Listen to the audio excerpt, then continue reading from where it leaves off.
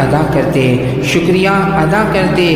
جب بھی کوئی خوشخبری ملی تو سجدہ شکر ادا کرنا سنت ہے، جیسا کہ احادیث مبارک میں ہے کہ میدان بدر میں ابو جہل مارا گیا تو ہمارے پیارے آقا صلی اللہ علیہ وسلم نے سجدہ شکر ادا فرمایا۔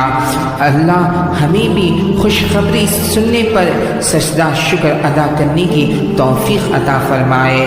اللہ کرے کہ آپ کو کوئی یہ خوشخبری سنائے کہ آپ کا مدینہ منورہ کا ویزا لگ گیا ہے تو اس پر سجدہ شکر ادا کرے۔